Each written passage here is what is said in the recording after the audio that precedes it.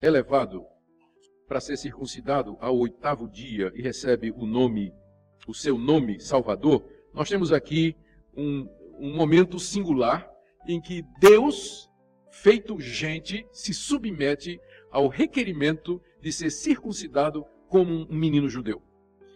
E essa é uma visão que foi uma cerimônia simples, deve ter durado 10 minutos no máximo, 15 minutos, mas era alguma coisa impressionante de ver do ponto de vista em que nós nos encontramos hoje. Porque talvez naquela altura nem todo mundo percebeu o seu significado.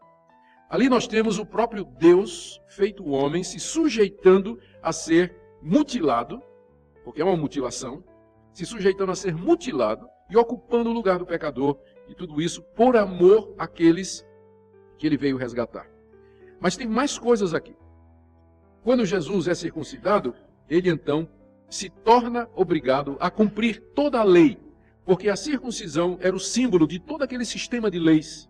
Na hora que Jesus é circuncidado, ele se torna oficialmente judeu, e como tal, ele se coloca debaixo da lei, e ele é obrigado então a guardar toda a lei.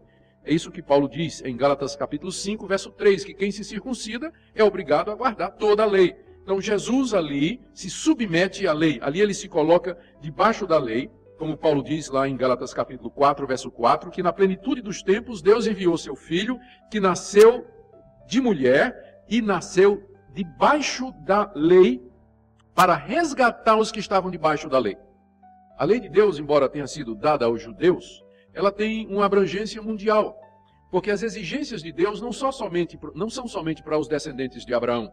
Não matarás, não adulterarás, não furtarás, não dirás falso testemunho, honra teu pai e tua mãe, não cobiçarás nada do teu próximo, não terás outros deuses diante de mim, não farás para ti imagem de escultura, não tomarás meu nome em vão, lembra-te do dia de descanso para santificar. Estas leis valem para o mundo todo, para cada pessoa que vem ao mundo.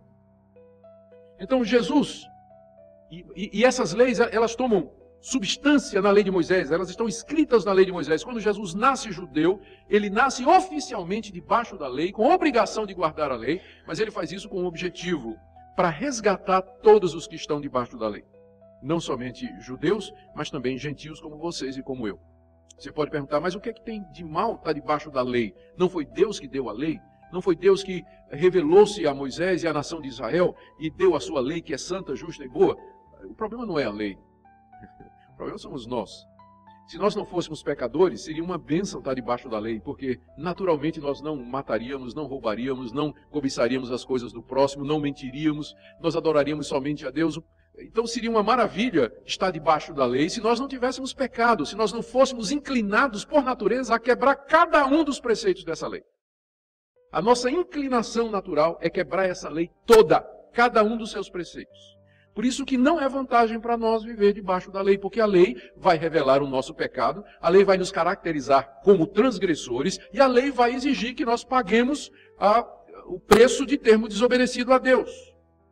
E o preço é a condenação e o sofrimento eterno diante de Deus. Por isso não é vantagem, não é bom estar debaixo dessa lei. E os judeus sofreram, tanto é que a própria lei, ela já trazia o escape. Ela dizia, se você fizer estas coisas, se você quebrar esses mandamentos, você vai ser morto.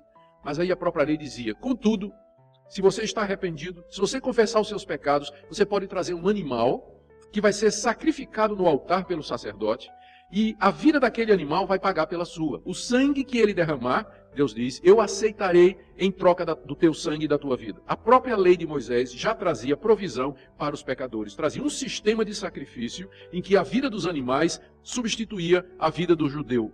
Ele tinha que viver oferecendo sacrifícios, porque ele não conseguia cumprir a lei. E esses sacrifícios eram para ser feitos diariamente, o que prova que a lei não aperfeiçoava ninguém, porque todo dia tinha sacrifício, todo dia tinha pecado. Então não era vantagem. Por isso que o Filho de Deus nasce debaixo da lei, ele se torna obrigado a guardar toda a lei, e ele nasce debaixo dela para resgatar aqueles que estão debaixo da lei. Para resgatar você e a mim, que estamos debaixo dessa lei, e não podemos cumpri-la, não conseguimos, somos condenados por ela, somos enquadrados como transgressores e colocados debaixo da justa ira de Deus.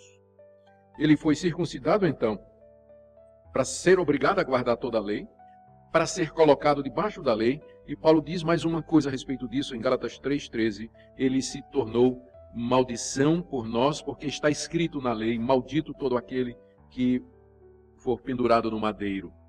Para que Jesus pudesse se tornar maldição por nós e levar o castigo que nós merecemos, sendo tornado maldito de Deus em nosso lugar, ele precisava ter nascido debaixo da lei que diz: todo aquele que é pendurado numa cruz é maldito de Deus. Essa é uma lei que nós encontramos lá no Antigo Testamento, em que se dizia que quem morresse pendurado tinha que ser tirado da cruz, tirado do local onde ele foi pendurado, porque é maldito de Deus. Então, já no Antigo Testamento, a lei amaldiçoava quem fosse pendurado, morresse pendurado numa cruz.